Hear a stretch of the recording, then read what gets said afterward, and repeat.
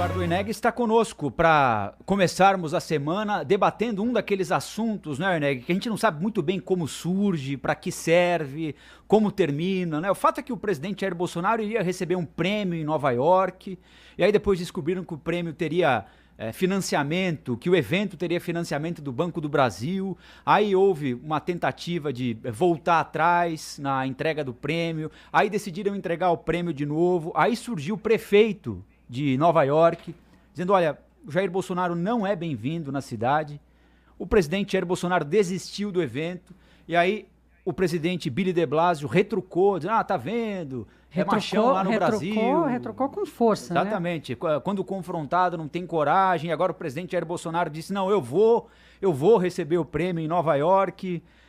Como, por quê e pra quê, não é, Eneg? Bom dia. Bom dia, Rafael, bom dia a todos, bom dia, ouvinte. Essa é uma novela muito engraçada, né? No fundo ela é engraçada. Primeiro, esse prêmio existe desde 1970, a Câmara de Comércio Brasil-Estados Unidos fez 100 anos, e desde 1970 ela dá um prêmio, então era Homem do Ano, depois passou a ser Pessoa do Ano, até porque depois ganhou uma mulher, e passou a ser Pessoa do Ano, é sempre um brasileiro e um americano.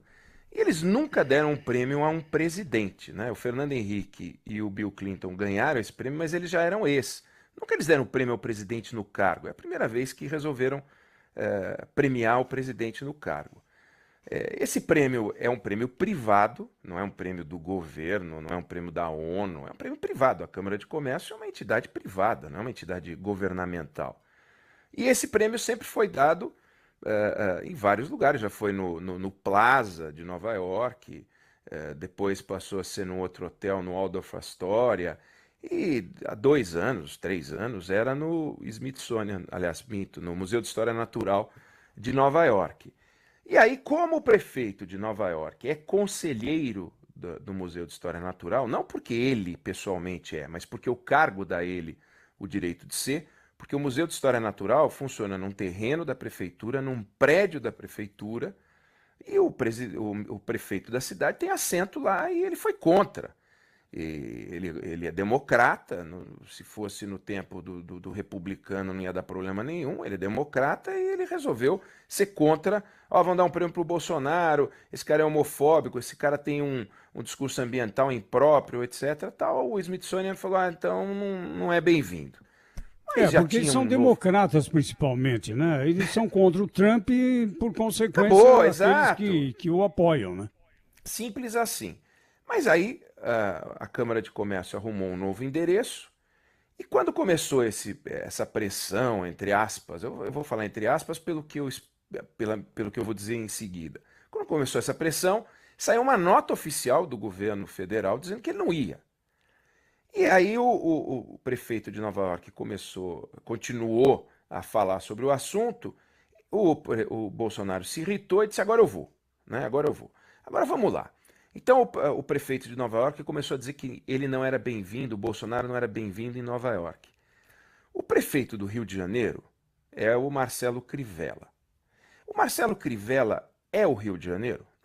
Não é o Rio de Janeiro. Tanto que ele falou contra o Carnaval do Rio, quando ele chegou queria tirar o dinheiro do Carnaval do Rio, e o Carnaval do Rio aconteceu, e como sempre foi um sucesso. O Bruno Covas não é São Paulo, ele é o prefeito de São Paulo. Bruno Covas ele pode falar por São Paulo? Não. Quem é que pode falar por São Paulo? Ninguém. Ninguém pode falar por São Paulo. Porque São Paulo é uma coisa maior do que qualquer representação. O governador não fala pela cidade, o prefeito não fala pela cidade. Ninguém fala pela cidade de São Paulo, ninguém fala pela cidade de Nova York. Então, a hora que as autoridades brasileiras reconhecem no prefeito de Nova York, o Bill de Blasio, uma autoridade capaz de falar pela cidade, isso é uma questão muito nossa, muito mais do que de Nova York. Então não é que Nova York se insurgiu, Nova York não conhece o Bolsonaro. Aliás, os americanos não conhecem o Brasil, não sabem onde fica exatamente as coisas aqui dentro. Fizeram uma pesquisa há alguns anos sobre o Brasil, e quem fez foi o governo brasileiro nos Estados Unidos, para saber o que os americanos sabiam sobre o Brasil. Eles achavam que a Frida Kahlo era brasileira, eles achavam que o Fernando Pessoa era brasileiro, porque perguntaram especificamente, né?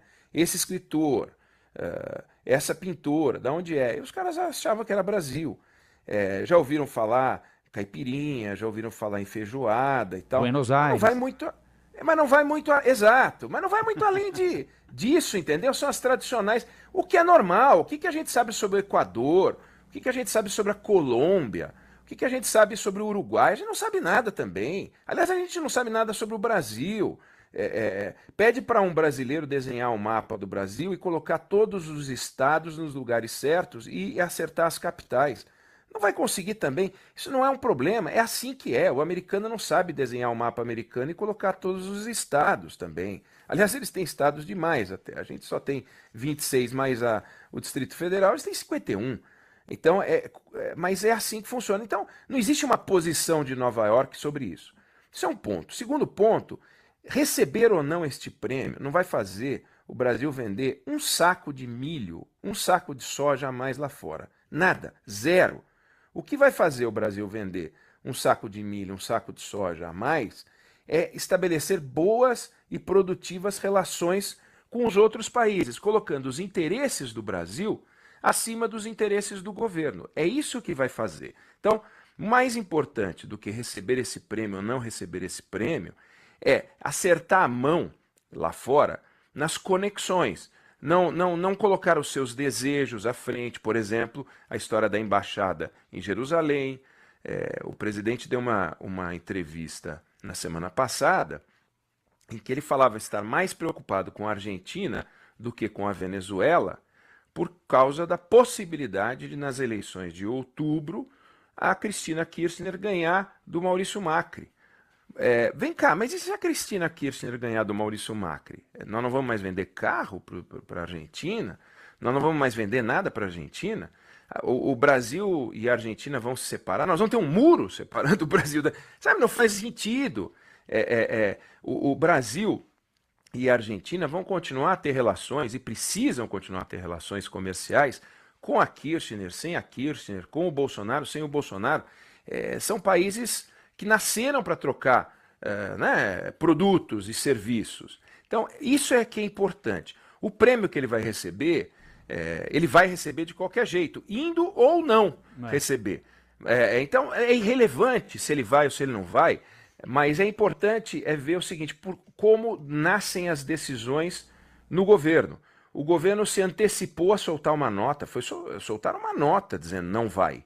Não é que primeiro não ia, agora vai. Não, soltaram uma nota dizendo não vai. E a declaração dele de que vai foi uma declaração de rua. Não é que ele soltou uma outra nota dizendo que agora vai. Saiu de uma declaração.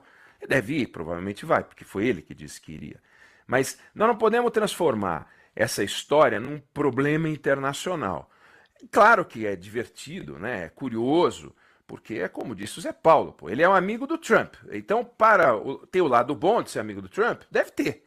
Mas tem lado ruim de ser amigo do Trump? Tem. Qual? Essa coisa irrelevante do prefeito de Nova York ficar fazendo biquinho. Agora, o prefeito de Nova York, a partir do momento em que o Bolsonaro disser que vai, você acha que ele não vai colocar os cavaletes na rua para separar o caminho do presidente dos Estados Unidos, do Brasil? Claro que vai. Quer dizer, não vai ter a força policial, então, para proteger? Claro que vai. Então, fica no biquinho e acabou. Esse episódio se encerra na volta do presidente Bolsonaro depois de ter recebido esse prêmio. É isso aí. Oi, Negui, e o João Dória Júnior ontem na convenção do PSDB, hein, declarando que o partido é de centro, hein? Você sabe que a coisa que eu... Se não fosse, hein? Pois, sabe que a coisa que eu mais... você notou isso, e tem uma discussão agora se o PSDB tem que mudar de nome ou não, né? No final de semana saiu uma notícia dizendo que o PMDB, que virou MDB, agora quer se chamar Movimento. Vários partidos mudaram de nome, né? O PFL virou Democratas, aí surgiu Podemos, Avante, surgiu Solidariedade, Republicanos. E está numa coisa, e o PSDB está discutindo isso, vai fazer pesquisa para eventualmente mudar o nome. Qual é a importância de você mudar o nome do partido, no caso do movimento, né? que o MDB? Continuam os mesmos diretores, a mesma diretoria do partido, a mesma cúpula, os mesmos filiados, as mesmas denúncias de corrupção. Não mudou nada. Aí muda o partido. A Odebrecht está mudando o nome, né? A construtora está mudando o nome. Essa história de mudar o nome, muda alguma coisa, você tem que mudar a tua história. Então, sei lá, desfilia os camaradas que são acusados de corrupção. Aí depois que você fez uma limpa, você diz, bom, agora a gente tem que mudar de nome, porque a gente virou outra coisa. E o PSDB é como os outros partidos brasileiros que chegaram num determinado tamanho, vira uma gosma. Sabe, aquela coisa que você não tem forma. É uma gosma. O PSDB tem gente de esquerda lá? Tem.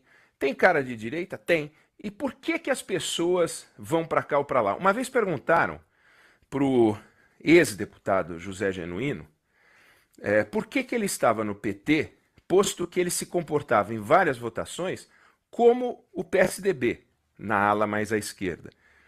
E ele respondeu dizendo que se ele estivesse no PSDB, ele não teria espaço político. Isso é uma verdade.